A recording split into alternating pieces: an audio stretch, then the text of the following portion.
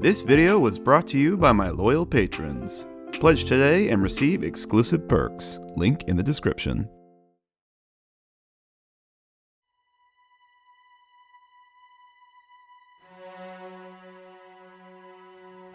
Once upon a time, on the island of Sodor, there was a little steam engine called Edward. This story is about him. Edward was a tender engine. A small tender engine, but a tender engine nonetheless.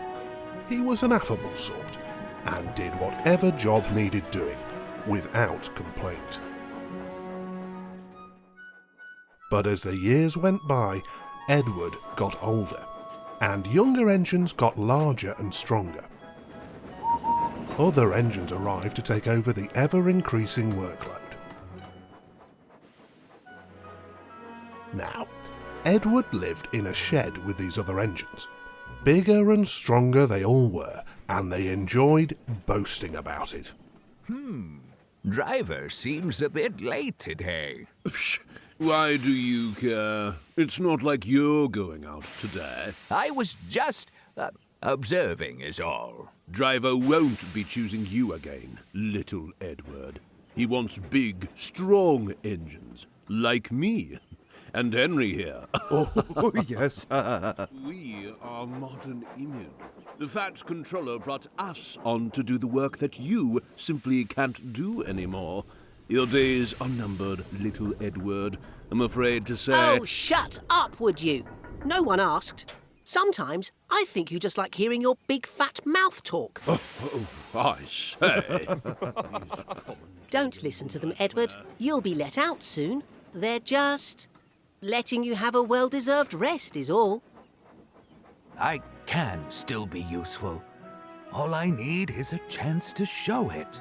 And that's how things went for a while. Day after day, Edward would watch the other engines be steamed up for work while he sat in his berth ignored.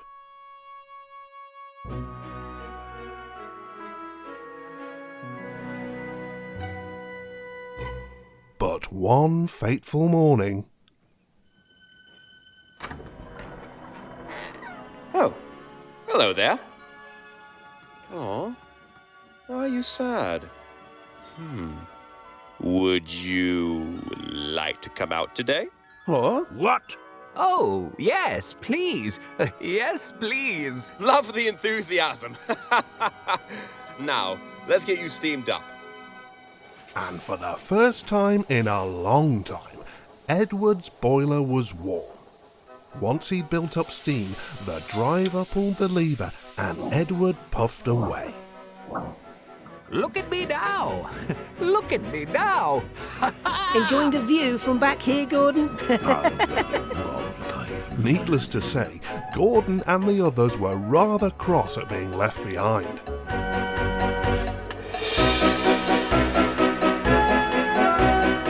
Edward the Blue Engine may be old, but age is just a number.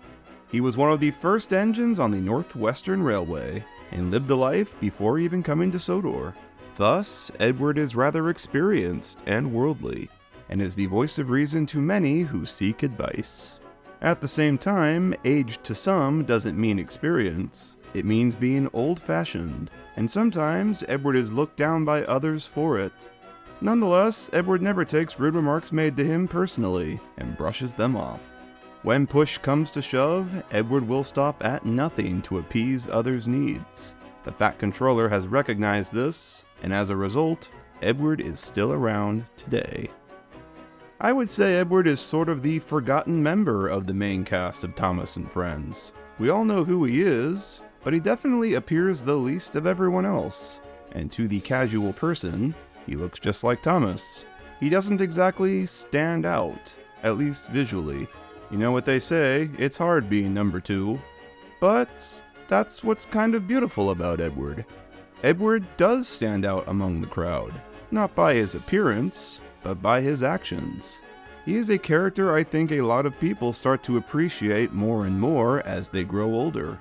You start the series as a kid loving Thomas or Percy, then maybe you start to gravitate towards James or Gordon as you grow up. But if you stick around long enough, you might just end with Edward.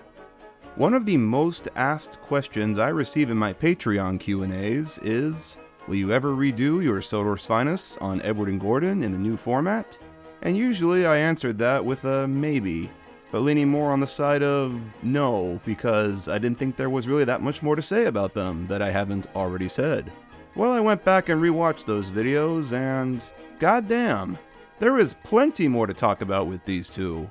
So I figured now is as good a time as any to give Edward his just dues. Edward is my favorite character from this series, and in this video I'm going to explain why. And maybe by the end, he'll be your favorite too. Let's start at the very beginning. Edward's conception is what started it all. Kings Norton, Birmingham, 1942. A young Christopher Awdry was sick in bed with the measles. His father, the Reverend Wilbert Awdry, told him nursery rhymes to keep him entertained. The one that stuck with Christopher the most was the rhyme, "Down by the Station." And so Wilbert drew a picture for him of several engines in a row, all with simply drawn faces on them. One of these engines had a sad expression. Christopher pointed at him and asked, "Why is he sad?" Wilbert made up a reason on the spot and said, "Because he hasn't been out for a long time." "What's his name?" He replied with the first name that popped in his head, Edward.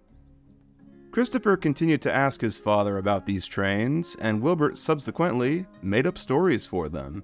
His wife, Margaret, saw potential in them and urged Wilbert to meet with the publisher, and we all know the story from there. The book came out in 1945 and was called The 3 Railway Engines, featuring 4 stories about 3 engines who worked on a railway together. A big, pompous blue engine named Gordon, a stubborn, medium-sized green engine named Henry, and a small, older blue engine named Edward. The very first story of the book, called Edward's Day Out, was directly based on that initial discussion Wilbert and his son had. Edward was outdated as newer engines took over his work, and he had not been out of the shed for a long time. The bigger engines put him down for it. "The driver won't choose you again," they said. "He wants big, strong engines like us." But one day, a sympathetic driver decided to let Edward out, and Edward performed so well that day that the driver opted to keep using him.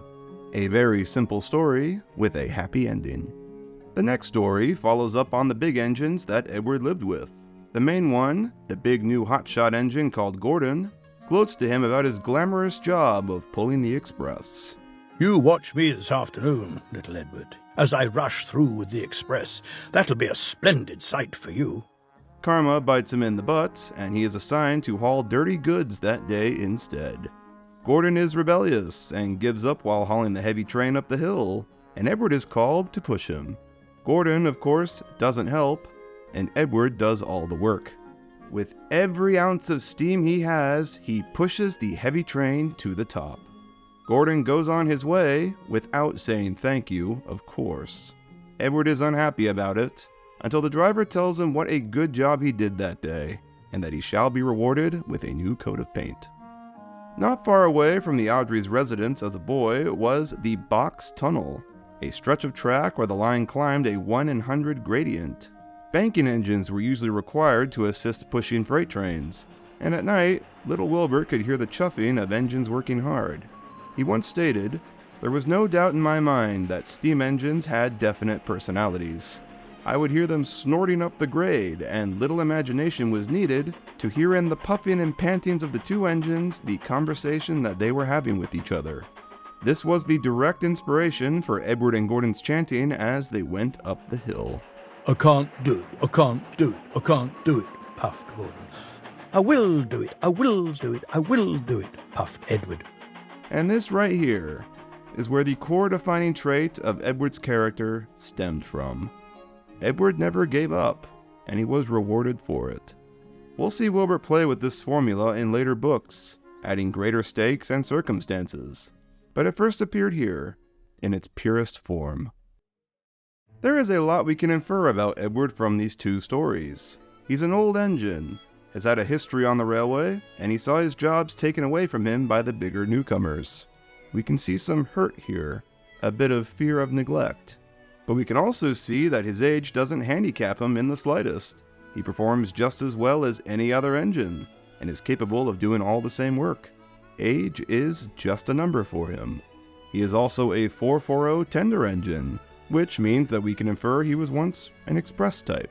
We see a friendship develop with his driver. We see a rivalry spark between him and Gordon, a classic clash of the old-fashioned, life-experienced old and the flashy hotshot new. Every single one of these elements of Edward's character present here will go on to be further fleshed out in later stories.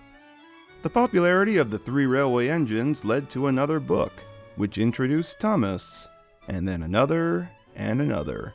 This series of books became the Railway Series.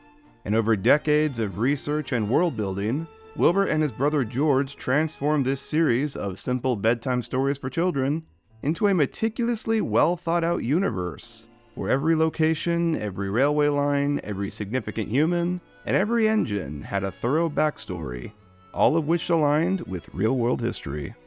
Edward's eventual backstory came to be that he was a K2 class tender engine of the Furness Railway, first built in 1896 by Sharp Stewart & Co. in Glasgow. While on the Furness, he worked the railway's Cumbrian coastline hauling express trains. While I don't think it's ever been directly stated anywhere, I think Wilbur chose this particular basis for 2 reasons. One, because it resembled the original William Middleton illustrations of the first book, where Edward really looks like some ancient 440, and 2, because it's an engine of a railway that neighbored Sodor geographically and aligned with the history they had developed. When the Northwestern Railway was being developed on the island of Sodor in 1915, several engines from the neighboring Furness Railway were loaned to help with the construction, including Edward.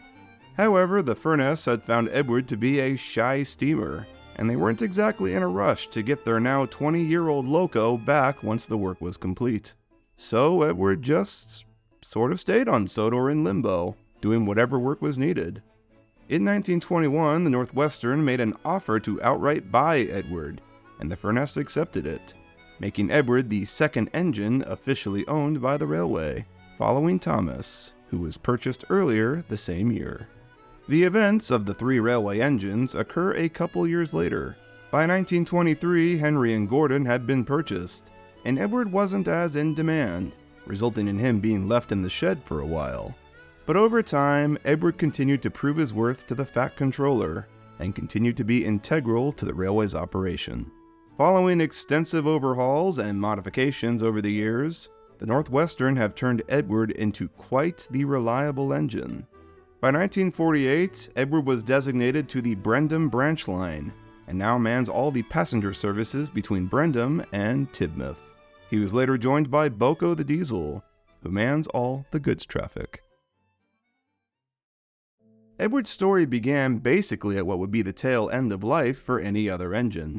Going by the year dates, he would have been 27 by the events of the 3 railway engines, which doesn't seem that old to us, but for an engine, a machine developed by engineering that was quickly advancing at the time, that's not far off. He had lived a previous life, and was outdated now. As a result, he took on the role of being the experienced character, the one who has lived life and has already gone through his rebellious years, and knows everything. He's the mentor for all the younger, naive characters.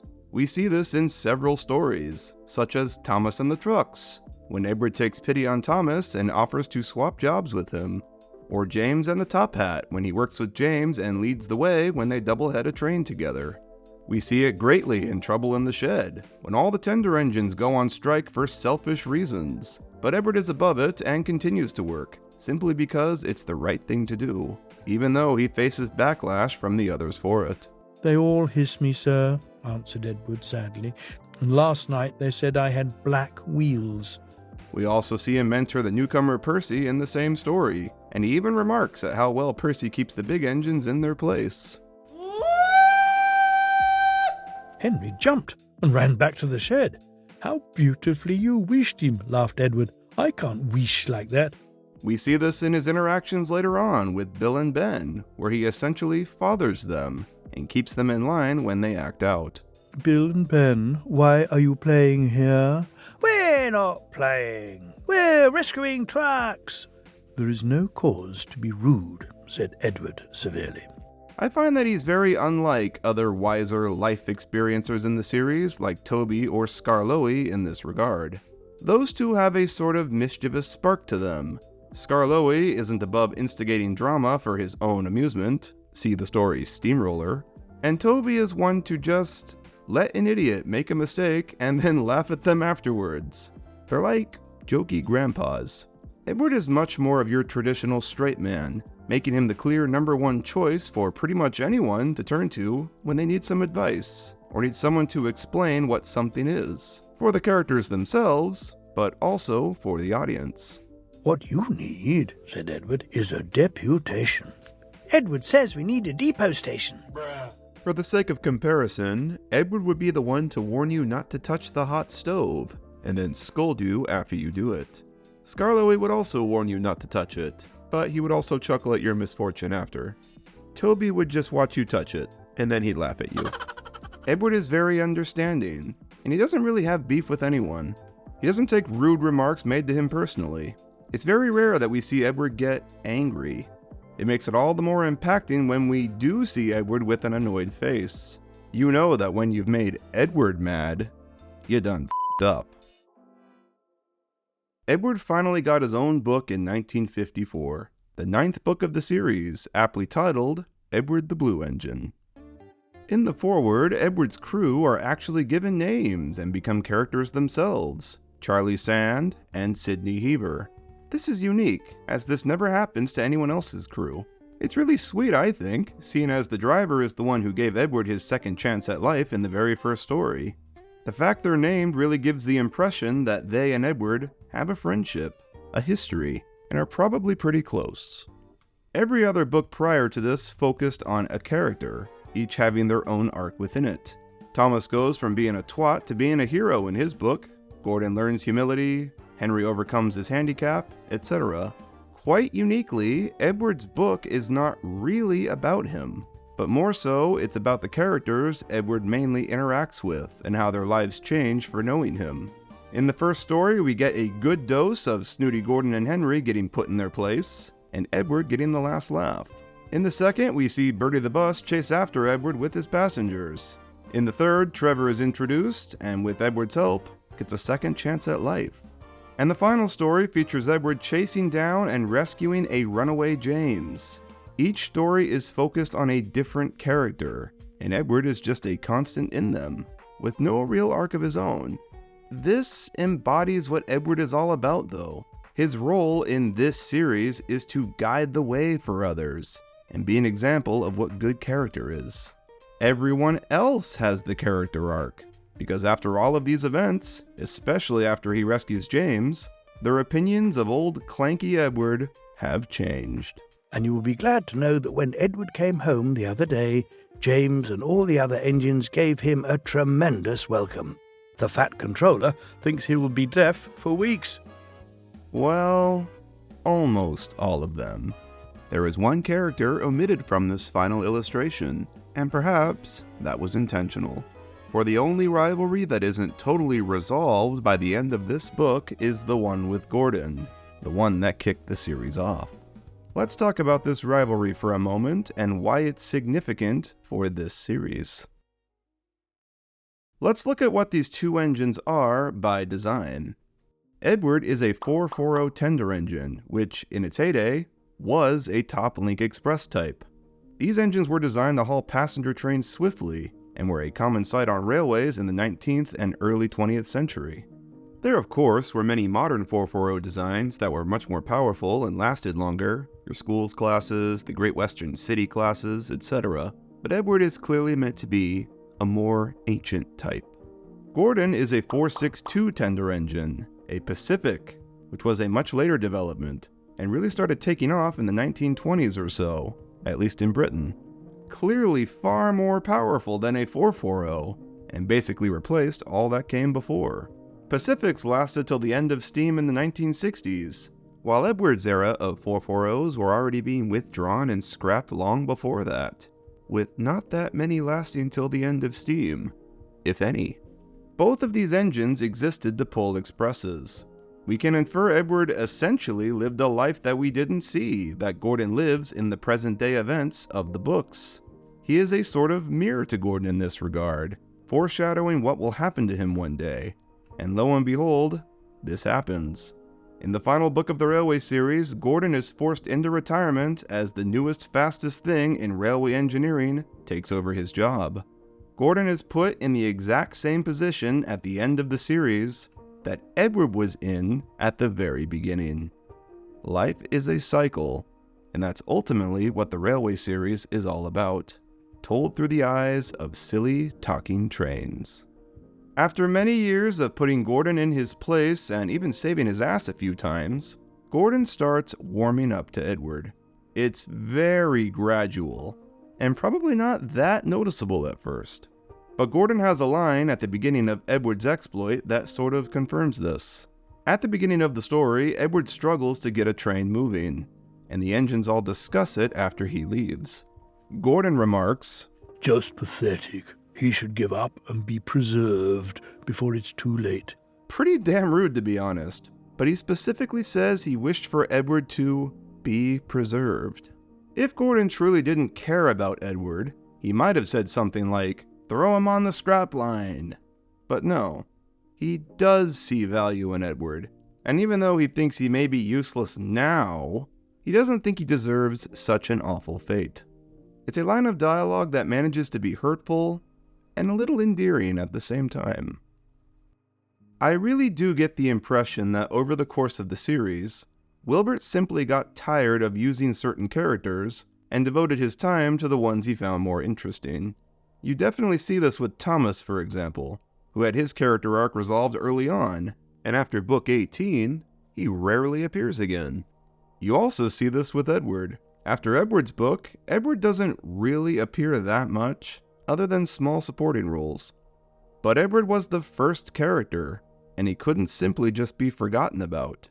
So, what did Wilbert do? Well, he decided to have Edward go out with a bang. This brings us to Book 21, Mainline Engines, which features Edward's final appearances in Wilbert's books. The book's final story is Edward's Exploit, or as I like to call it, Edward's Swan Song.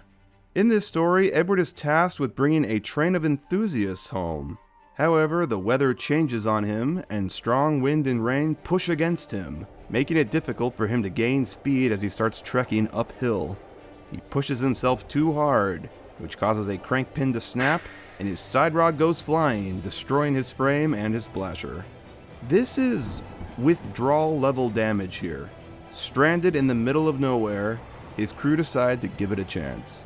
They take off Edward's side rods, removing access to one set of his driving wheels. "We've taken your side rods off. Now you're a single, like an old-fashioned engine." I don't think we really give credit to just how f***ed the situation is here.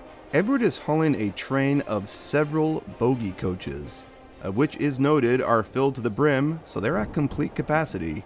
He is traveling uphill. The rails are wet from the rain. The wind is pushing against him, and he only has access to one set of driving wheels to give him traction. For any other engine, that'd be curtains. It's over. The train's not getting home. But that's not how Edward sees it. Edward pulls through one final time. Despite all the odds stacked against him, he doesn't give up. He keeps spinning that one set of wheels until finally he gains just an inch of traction to get the train moving. And he does, through his sheer will and determination. It's nothing short of a miracle, and everyone on board goes crazy with their excitement. Edward's driver is cheering, all the passengers are going nuts and leaning out of the window to witness it all. It really is an occasion worth celebrating. They're all so fired up that when they finally reach the big station, they pour out of the coaches and knock the Fat Controller over. The Fat Controller stepped angrily forward, but excited passengers swept him aside. They cheered Edward, his driver and fireman, to the echo before rushing off to get in Henry's train.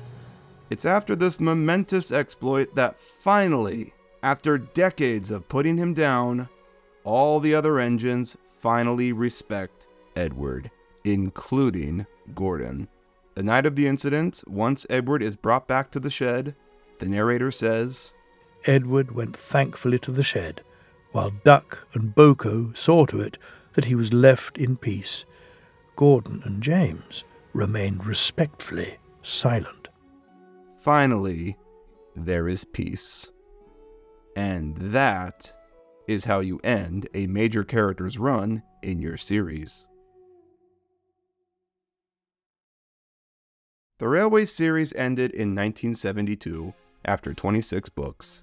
When Christopher took up his father's mantle and continued the series in 83, Edward of course was still around in it. However, he didn't really appear that much. He'd be mentioned or be present at a big event or show up if stories took place on his branch line or something. But I get the impression that since his story was complete, Christopher knew there wasn't much more to do with him except to basically keep him alive. That being said, Edward does have one spotlight story in book 39, called Edward and the Cabbages. In this one, while traveling along one day, Edward's front bogie wheel pops off and lands in a cabbage field beside the line. The train stops before any major damage occurs, and that's really all that happens. It's a unique situation, I guess, but it's one of those stories that I feel any character could have been placed in. It's not exactly a story that requires Edward's character for it. The last story of this book, called Golden Jubilee, features the Fat Controller personally asking Edward to lead in a royal train carrying Prince Charles. This was nice. It was nice the honor was given to Edward instead of someone more common in the books at this time like Thomas. And whether intentional or not, it's a nice callback to Paint Pots and Queens, when Edward led Gordon in, carrying the Queen. Edward's final major appearance in the Railway series is in Book 41, Thomas and Victoria. Victoria, an old coach from the Furness Railway, is found in the brush near Thomas's branch line. She is sent to the works to be refurbished, and there she meets Edward. It's revealed here that the two previously worked together, and they reminisce on the old days back on the Furness. It's pretty wild that they acknowledge Edward's pre-Sodor origins in a story, and it's pretty damn fitting that they did so in what would be his last appearance. Once Victoria is refurbished, she is brought along to be a part of Toby's consist. Personally, I feel she had more of a connection with Edward though, and think it's a little strange that they didn't opt to make her a part of the Brendan branch instead. But if she wasn't connected to Thomas's branch in some way, then Thomas couldn't have appeared in the book, right? Edward's entire character embodies never giving up. Whether it's something as dire as getting a train home in the worst conditions imaginable, or something as mundane as waiting out a period of neglect, Edward's determination just can't be killed. And that is why he, an ancient, outdated engine that really should not be around still, is still around and exists today. He represents just where sheer will and determination will get you one day. Always persist, never give up, and you will be prosperous.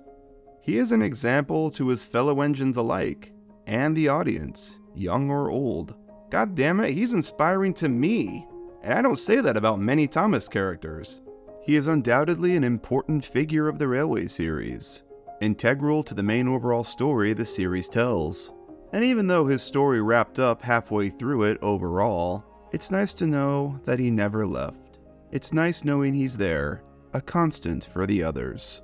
The series would feel lacking without him, for there would be no Railway series, as it all started with Edward, the Blue Engine.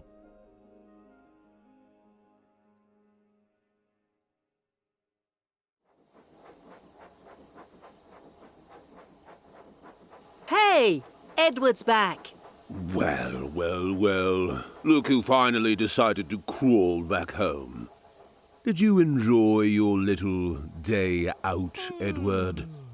Why, yes, I did, Gordon. Thank you for asking. Well, don't get used to it.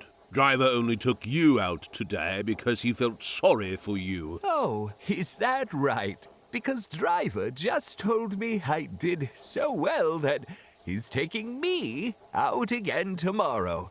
So, what do you think of that? What? Oh.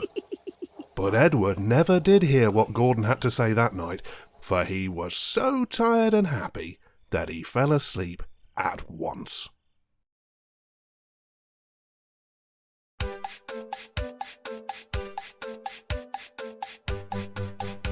When Britt Allcroft created Thomas and Friends, Edward was one of the main 7 characters introduced in that first season in 1984. Edward's introduction in the TV series is very similar to the Railway series, though tweaked a bit. In the show, his debut story was reworked to be the second episode of the first season, allowing Thomas to have the spotlight in the premiere. That being said, not that much was changed. Edward was still an older engine that was looked down upon by the other big engines, and Thomas for some reason. Hello. But he got his chance to show he's still useful when a driver takes pity on him one morning. Would you like to come out today? Oh, yes, please, said Edward. It's business as usual for the first 2 seasons. Edward's story arc is basically the same as it is in the books. Season 2 was when Edward really started to shine as a main character, as he gets so much focus in a lot of episodes in this run. Season 2 is front-loaded with all the stories from Edward's book, setting the stage for his big momentous exploit later on. And the second half of the season takes place largely on Edward's branch line. All of his appearances this season accumulate to Edward's exploit, which is, I'll be honest, it's not a great adaptation of the original story. It's still a good episode, and I love the score and the dire tone of the situation, but the show crew's limitations with the model props and sets at the time restrained this from being as crazy as it was in the books. Obviously, they couldn't rip apart Edward's splasher because they only had one Edward prop, and the prop couldn't actually run properly with the side rods removed, and they couldn't have rain blasting at them the entire time, etc. It's still good though, and I love how from this episode onwards, they are consistent with the other engines never disrespecting Edward again. Duck and Boko saw to it that Edward was left in peace. Gordon and James remained respectfully silent. And with this episode, we reach the end of Edward's story arc. They managed to cram the whole thing in just the first 2 seasons. They probably didn't know if they would get a 3rd season at the time, but in retrospect, I wish they had waited to adapt Exploit in Season 3, considering how top-heavy Season 2 was with Edward stories. Those alone would have been enough, I think. But hey, hindsight is 20/20, right? Following Season 2, show creator Britt Allcroft started developing her American pitch for the series. The result was a variety show called Shining Time Station, a half-hour block that featured 2 Thomas episodes during its runtime, told by the character Mr. Conductor, played by Ringo Starr at the time. Thomas had previously faced some backlash in the UK for its lack of female characters. So during development of Shining Time, Britt had considered counteracting a possible even larger backlash in America by changing Edward's gender to female for the US dub. A script we have of Shining Time's pilot has Mr. Conductor directly referring to Edward as Alice. This whole idea was dropped early on, as Britt ultimately decided that retrofitting Edward into a completely new character, name and all, would spoil the integrity of what Audrey created. I know this all sounds like something made up, but this actually happened. Some newspaper articles from 1994 call back to this, and all of them mention how Edward narrowly escaped becoming Alice the Blue Engine. Season 3 came along in 1991. And from this point on, since all the stories from the books that formed his story arc had been made into episodes, Edward started to take a back seat in the series. I would describe Edward's usage in seasons 3, 4, and 5 as a supporting character, where he is still a part of the show, but he very rarely got spotlight roles, only appearing every now and then to be wise, give advice, lend a listening ear, or in some cases, call others out on their bullshit. Trevor and I are old friends, and you and he have a lot in common, too. We do? And what would that be? Scrap, said Edward quietly. His biggest role in this run was Season 3's Edward, Trevor, and the Really Useful Party, where he comes up with the idea to make himself a traveling billboard to advertise the Vicar's Garden Party, to help raise funds to send children to the seaside. I'd say that this episode is more of a Trevor story than it is an Edward one, though. Frankly, I'm okay with this change. I think this was the correct direction to take Edward's character. I champion the notion that just because a character was once very major, doesn't mean you should have to continue to force them into the leads of stories. It's okay for them to fall into supporting character status, especially if their greater story has already concluded. I'd much rather a once main character just show up every now and then and be in character than be forced into stories where he is out of character. I think a fair comparison here would be to Hercules from Tugs, Thomas's sister series. Of the main 7 characters in Tugs, Hercules was the one that appeared the least frequently, but he still very much felt like he was important and played a pivotal role in the show. He was the fleet's ocean goer, so he had a greater understanding of the larger world that none of the others had. He was wise and cool and knew everything. So having him be present in stories where the characters misunderstand something, or some drama occurs, would just be silly, because Hercules could just explain it away and stop the story dead. You're all going crazy, seeing things that aren't there. I'm not sure. I don't know what I saw now. Well, I'll tell you. They purposely used him infrequently because of this, and as a result, this restraint made the times he did show up feel rather special. Edward, I think, is not that different. It was after Season 5 where Edward started to fall off, in my opinion. The first signs of trouble were in the movie Thomas and the Magic Railroad, where Edward is mysteriously absent amongst the others. According to producer Phil Furley, this was done intentionally, as they found no opportunity to utilize him in a way that added any real value to the film.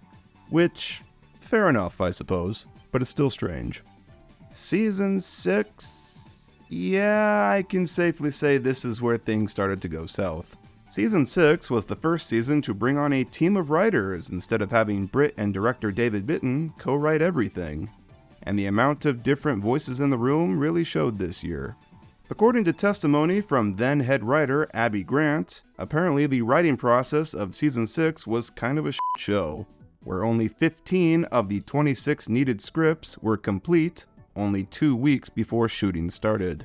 In the episode Harvey to the Rescue, all the engines for some reason have this weird hatred for Harvey just because he looks different. He doesn't even look like an engine, said Edward. Even as a kid this threw me off. Why would Edward of all characters say such an awful thing? But the biggest offender, in my opinion, is the episode Edward the Really Useful Engine. My problem with this episode is not regarding Edward himself. He's fine in this because he's barely in it. No, it's everything and everyone else. After 4 seasons since Edward's exploit, where the engines once and for all stopped disrespecting Edward, the show backtracks, and now all of a sudden, the big engines decide that Edward is useless and he should retire. Edward is a useless old steam pot. He should be retired.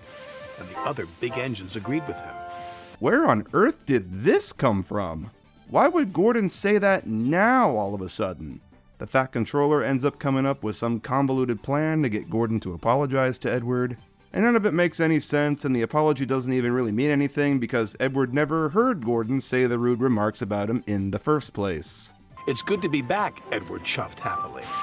What do you mean by that? You never left! What I see here is really just a baseline understanding of the characters. The script feels like it was written by someone who had only seen, like, the first season of Thomas, and went off of that. What do you mean David Mitton wrote this one? Oh my god, nothing makes sense anymore.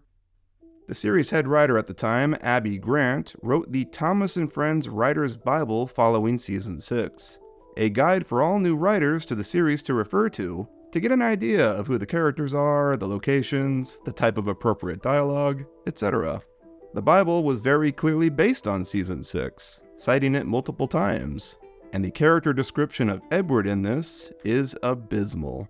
Edward is a frail and vulnerable engine. Huh? the same size and shape as James, but the same color blue as Gordon. Edward is a mainline engine with a coal tender at the rear.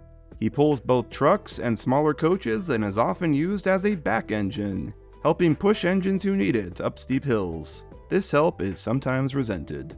Edward was the second engine on the island, number 2, but unlike Gordon, age doesn't mean dominance, it means vulnerability. He can be thought of as an elderly relative, mortal, and afraid of being scrapped. What? He has been picked on because his engine is not as powerful as others and his rods rattle. But smaller engines, especially Percy, like Edward and feel protective towards him. There is so much wrong here. Frail and vulnerable, where was that pulled from? Afraid of being scrapped? What? I feel like a lot of this was just pulled out of their ass because I've never seen any story prior where Edward fears the scrapyard. I can kind of see them thinking he's vulnerable if they had only ever seen the opening scene of Edward and Gordon, but like, he proves he's not later on in that same episode. And perhaps the most appalling thing here, not a single mention that he's wise, experienced, or never gives up. The core traits of Edward's character, and they're inexplicably omitted here. Regardless of where they got all this misinformation from, this is what they started using as reference for Edward in the following seasons produced under Thomas's new owners, Hit Entertainment.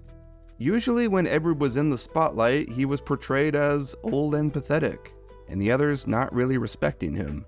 Season 9's Saving Edward depicted him as wheezing and fearful of the scrapyard, so he tries to hide his issues from the others, completely contradicting his character in previous seasons where he also wheezed and clanked and thought nothing of it. People say I'm old-fashioned, but I don't care. The Fat Controller says I'm a useful engine. I'm not a really useful engine anymore, so Top of Hat will have to send me for scrap. This one is so disappointing to me because it had the potential to be a good Thomas and Edward episode, something rather rare in this era. But the plot sadly hinges on this characterization of Edward.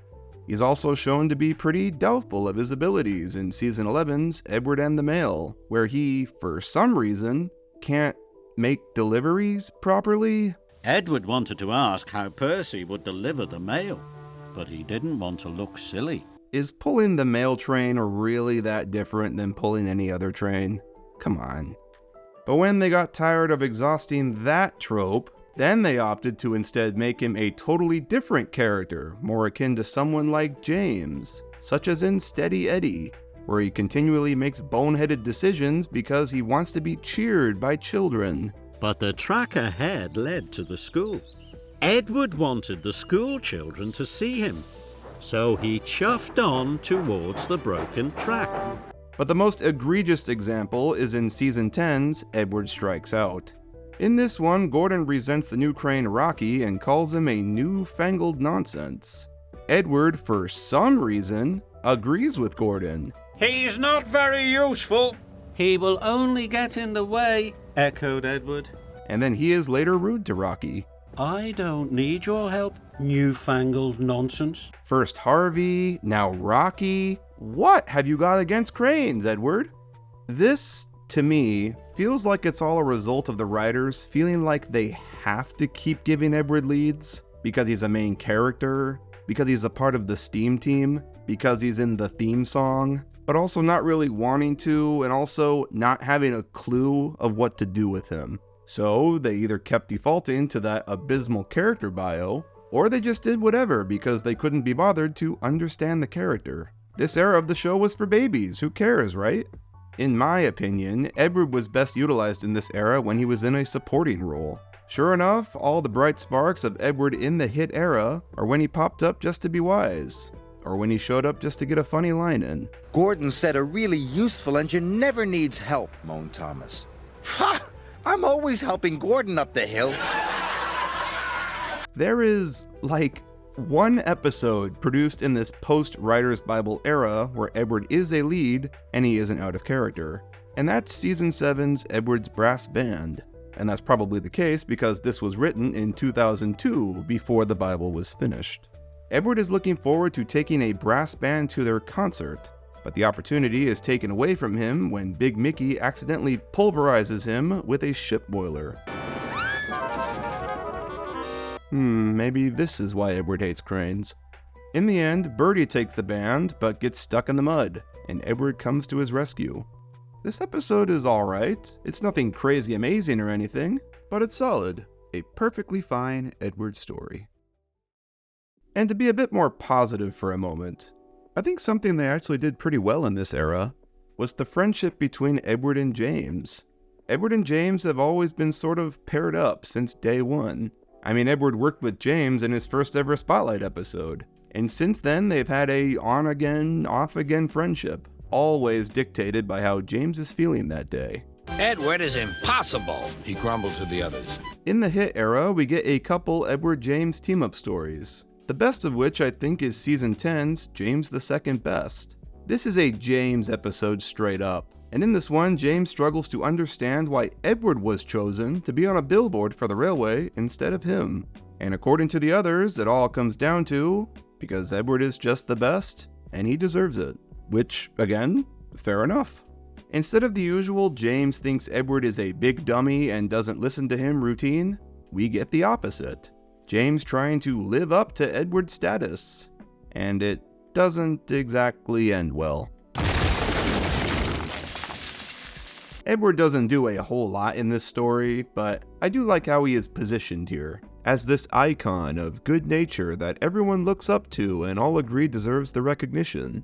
And the friendship at the end between him and James is rather sweet. Even though you weren't the engine on the poster, you are still really useful. I've learned over watching this show all these years that Edward is a special case where his particular character has to be used in a specific way. You can't have an episode where Edward acts irrationally or naive and be the one to learn a lesson, because then he'd be out of character. But you also can't keep regurgitating the whole, he proves to everyone that he still has value as an old geezer, because then you're just redoing the exploit arc, and you have to keep backtracking every other character for that to work. That's not to say that there is nothing to be done with his character. A talented writer could write a story with Edward as a lead and make it work, and we'll look at a few examples of that shortly. In my opinion, seasons 3 through 5 had it right. Edward was best used in the show as a supporting character to the others. I would much rather see Edward pop up for only 30 seconds in an episode to call Douglas out on his BS than watch an entire episode with Edward as a lead where he is written incorrectly.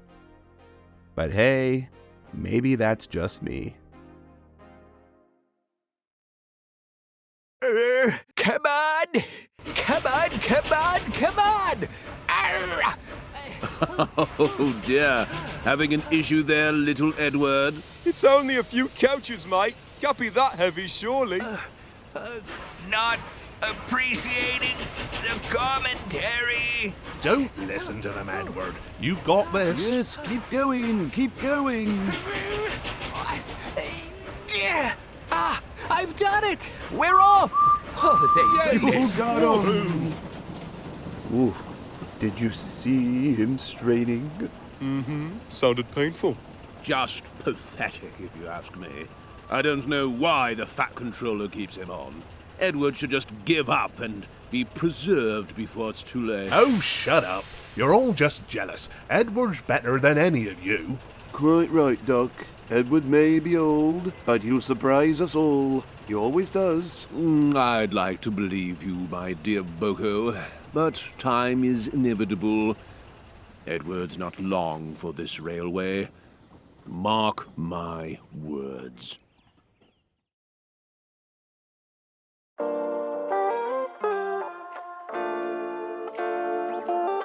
Edward in CGI started out kinda weird. He first appeared in the movie Hero of the Rails, where he is actually quite Edward-like, wise and nurturing. Thomas, is everything all right?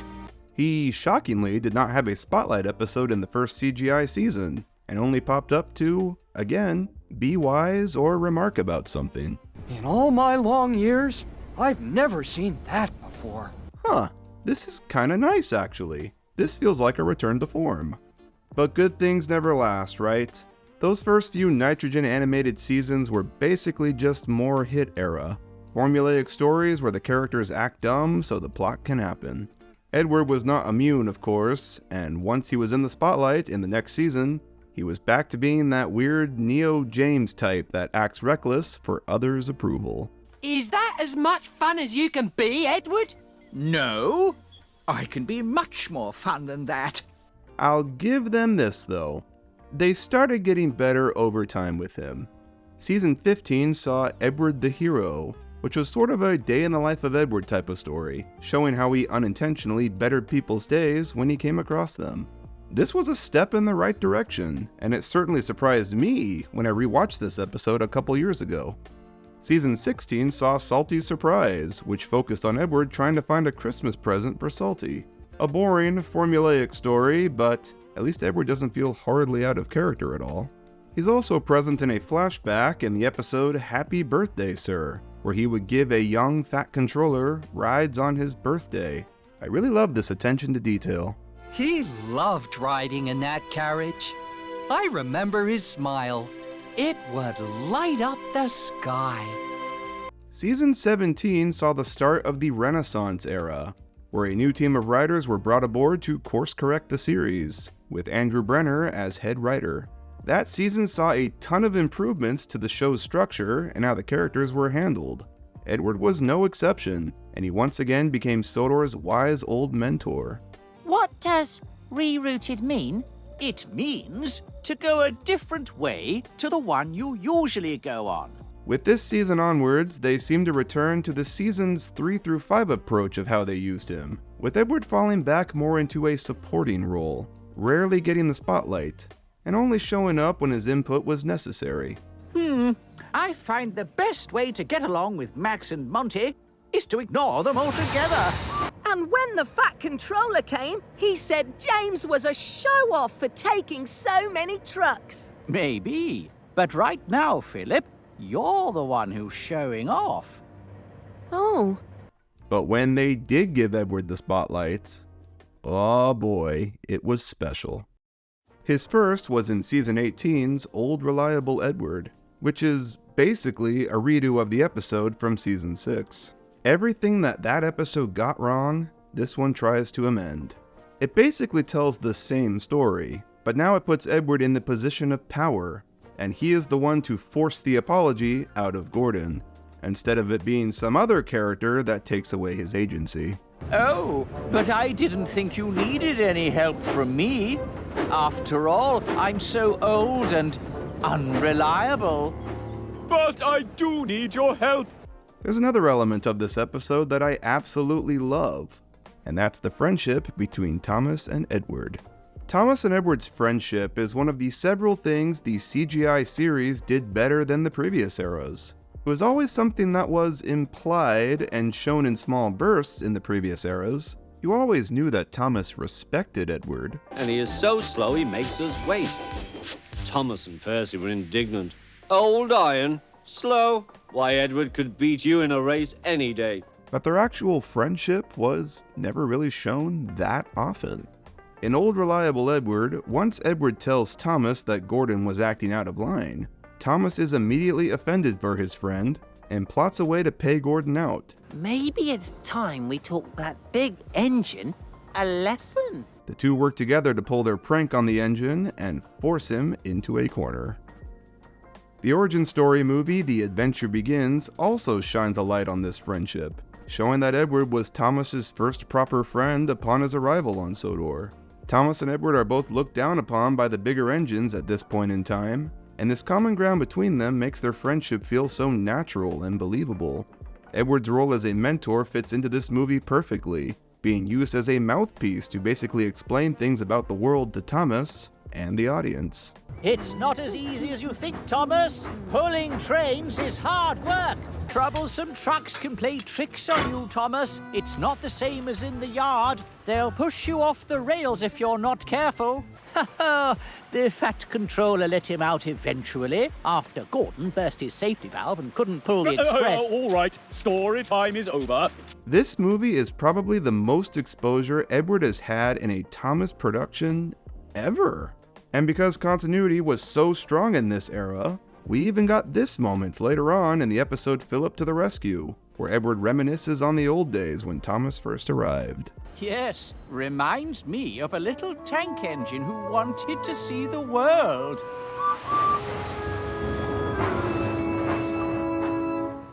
Another strong Edward appearance in this era is Season 21's PA Problems. In this one, the Fat Controller tries to replace the PA system at Knapford with a new high-tech one, but it only ends up causing more problems than it was worth.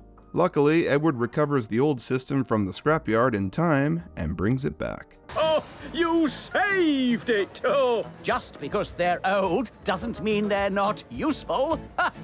Perfectly said. In an episode where the moral is, sometimes the old way is the best way, there's no better character to deliver that than the old blue guy himself. I really loved how Edward was handled in the Brenner era, at least for the most part. He wasn't immune to some inconsistencies though. Edward was sometimes prone to a sort of group mentality sort of thing, whenever a story needed it to happen to make the plot work. Episodes like Engine of the Future, where the plot is about the engines fearing that Hugo, the modern rail zeppelin, will replace them. Edward should be above believing something as silly as that, but nope, he's just as naive as the others. But I don't want to be replaced. I love working on the railway. So do I. It's the only thing I know how to do. Or Henry in the Dark, where all the engines are afraid to go out in the night after a ghost engine sighting. How about Edward? I'm not setting one wheel out there in the dark. His credibility as a wise character was pretty removed when they did this kind of thing. But I'm sure the writers just overlooked it because having this voice of reason character always present at the sheds was limiting to them. And that is probably why, when it came to writing out characters to make way for new ones, Edward was the first to get the boot. 2017 saw a lot of changes occur to the Thomas & Friends brand. Early on in the year, rumors started circulating that the show was going to be rebranded Big World, Big Adventures and focus on Thomas going around the world. Thomas would become the narrator of the show, and existing main characters of the Steam team would be written out to make way for new female engines called Nia and Rebecca. I remember when this all happened very well, and it all seemed like it was too much to be true. But alas, it was. This status quo change was finally confirmed real with the airing of Season 21's finale, A Shed for Edward. In this one, following destruction to the sheds from a previous episode, Edward temporarily stays at a new shed at Wellsworth with Philip. Edward takes a liking to Philip, and when the shed's reconstruction is complete, Edward asks if he can permanently leave Tidmouth and stay at Wellsworth. You can stay as long as you like. Forever even. Well, it is nearer my branch line. Much to Philip's delight and the fandom's horror. This wasn't just a, oh, we're changing things around to keep things fresh kind of thing. No, we knew exactly what this was. This was the in-universe reason for writing Edward off the main cast so they could replace him with Rebecca. This episode really stung when it came out, but a lot of time has passed since then, and maybe it's time to look at this episode with a new perspective, now that we've seen what's happened with the show, and where it is now. I want to give them some credit. Edward and Philip becoming a duo is kind of set up early on in a previous season, and at least they bothered at all to give us a full story explaining this change. That's more than I can say for what they did with Henry, who was abysmally kicked off the show in the next season with a single line of dialogue. And Sir Topham Hatt says I can stay in the sheds in Vickerstown from now on. It's also kind of poetic how the final episode of True Thomas and Friends Before the Big World Changes is all about Edward taking his leave, mirroring how the first ever story of the franchise was about his beginning. This episode ends really implying that Edward and Philip were going to become a supporting duo in the series. And honestly, I was half interested in seeing what they had planned for it. It seemed to make enough sense. Philip was a young, excitable character in need of a mentor, and who better to teach him than Edward, right? So, what did become of Edward and Philip moving in together? Nothing. They did nothing with it. It's mentioned once in a later episode. There had been a lot of changes on the railway. Edward had moved to Wellsworth, which was nearer to his branch line. Oops. Did you catch that? Yeah, that's all you get. You can just forget they even set this up because it's never relevant again. This whole thing was really just a ploy to get Edward off the main cast and Rebecca in. But what boggles my mind is that Edward was still very present in the show come that first Big World season.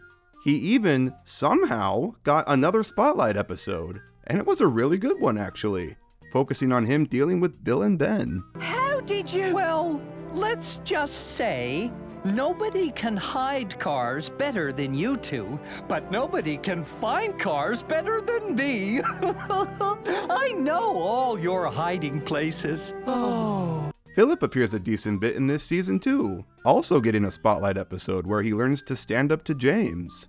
Yet, neither character ever crossed paths. Apology Impossible would have been a perfect opportunity to show Philip asking Edward for advice to help him with his James dilemma. But nope, they didn't care. And after this season, Edward barely appears again. Season 23 was the first ever season where he didn't have any dialogue. He appears on screen for 2 seconds in a music video, and that's it. And then he shows up in the final season to be in a fantasy sequence with Emily.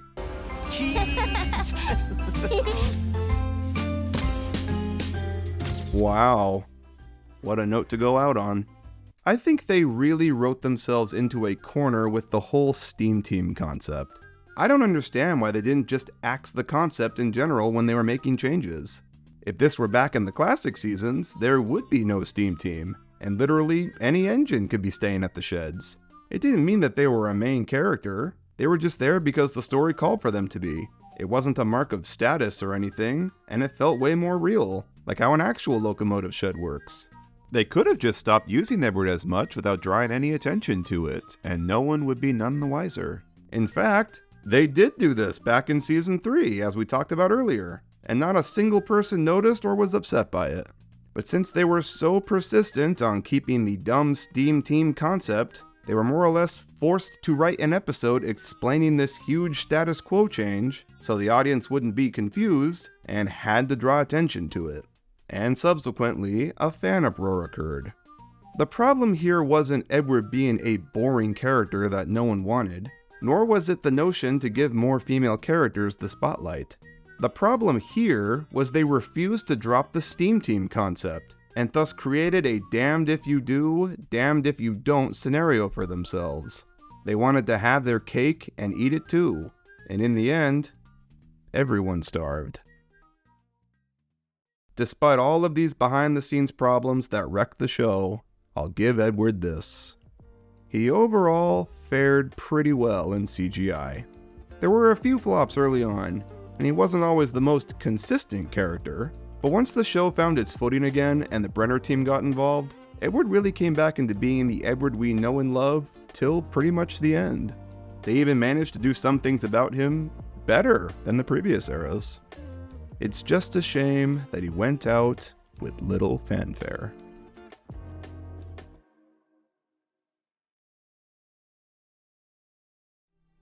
There is no doubting Edward is an important and core character to Thomas and Friends. He may not show up as often as the others, but that's alright, because his story is just as grand, if not more grand, than all the others. Of the 3 eras, I think it's hardly a question which I personally gravitate towards. It's easily the Railway series. Edward started it all, and his story arc was concluded brilliantly in the books. I love how he mirrored Gordon, and all of the realizations and conclusions that are left there to be drawn from that. He was a truly well-realized character, as he should be, since he was Audrey's first. That being said, every era has its moments. Of the 3, I think the model era was the one that fumbled him the most, especially in those later seasons. but there is fantastic Edward material to be found in any era of the series that you choose to take in. Edward is my favorite character in Thomas and Friends. I find him inspiring, and I hope that, with this video, you all have found something to appreciate about him too.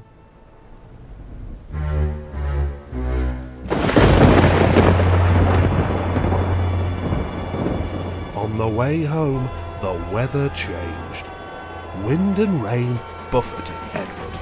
His sanding gear failed, so his fireman rode on his front, dropping sand on the rails by hand. Oh, come on! Come on! Oh, this is dreadful! There was worse to come.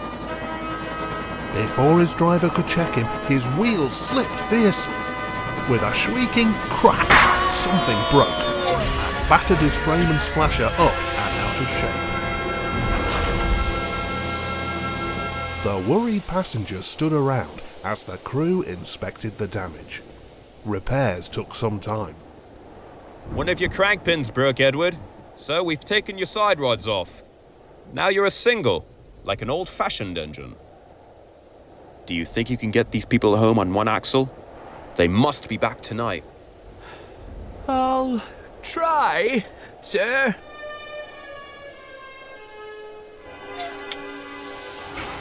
Edward puffed and pulled his hardest.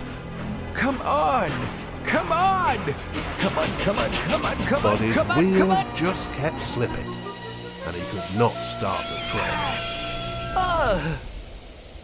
The passengers were getting anxious. Looks like we may have to give it up at this rate, old boy, and send for another engine. No! Not happening! I took this train out, and I'm getting it home. The passengers are relying on me.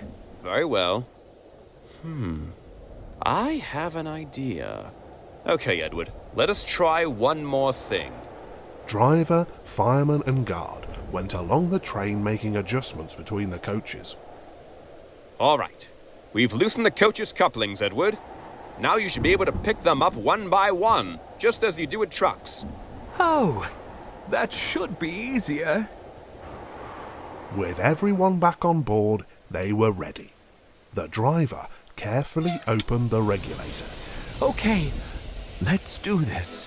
Come on! Come on! Come on! Steady, old boy. Don't give up. Come on! Come on! Come on, come on, come on! Come on! Come on! Come on, come on, come on, come on! Aha! It's working! I feel them moving! Keep going, boy! You've got this! I've done it! I've done it! Woohoo! Well done, boy! You've got them! You've got them! I did it! Steady now! The passengers were thrilled too. Most leaned their heads out of the windows. They waved and shouted, cheering Edward on. Home, here we come!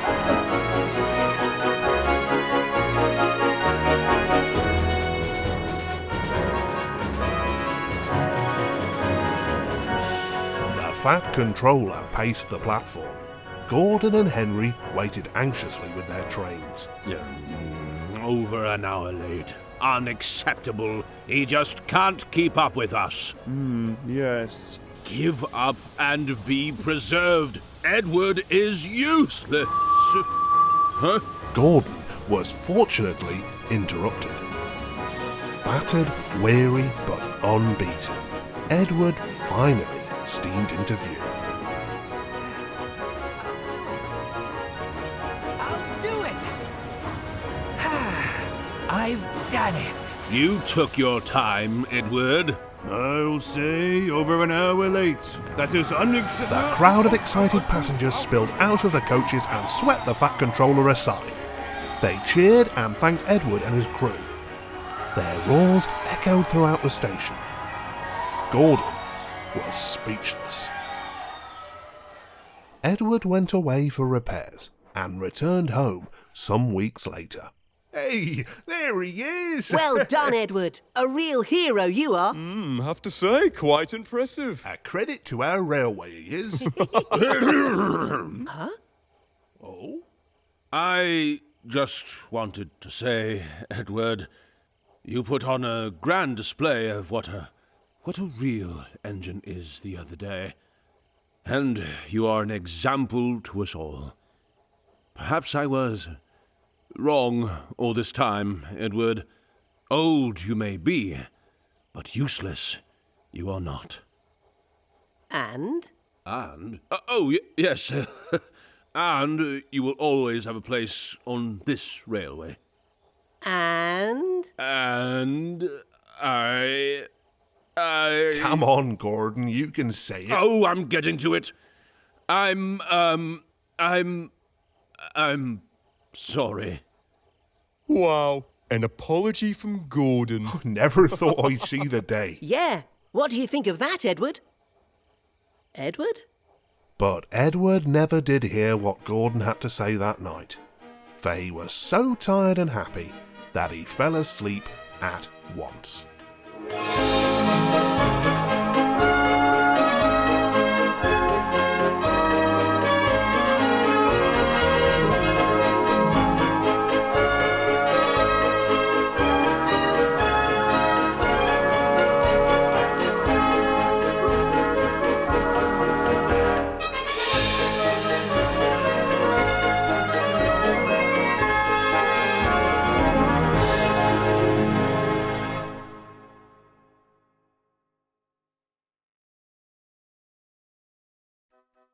Keeping with the theme of Edward here, for this pick of the week, I wanted to spotlight The End of the Beginning by TARDIS Rescue.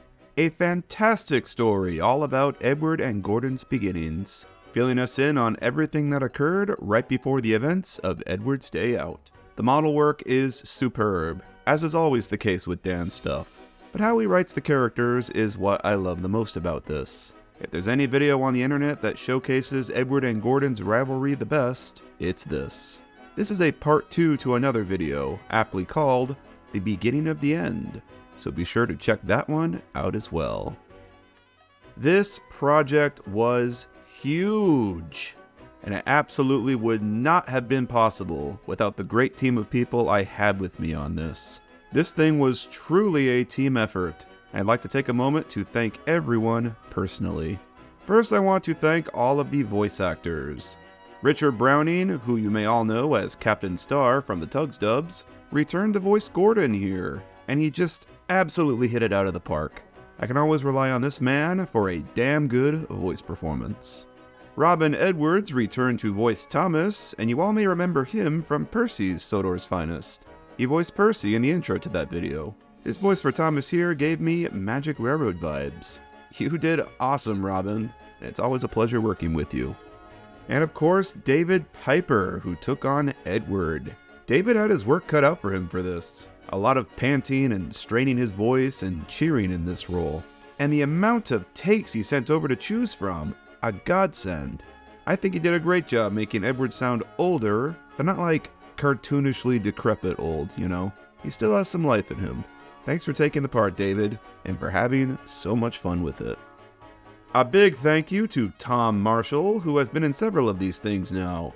He has a gentle storyteller voice, perfect for Thomas stories, and he is always my go-to for these. He also voiced Duck, and nailed the accent. It's always a pleasure having you on, Tom, and hopefully for many more videos to come. And how could I forget Trampy, who voiced James and Edward's driver. Trampy, Kyle, whatever you prefer to call him, always has a role of some sort in my videos, because he's just an overall fun guy to work with, and has quite the vocal range too.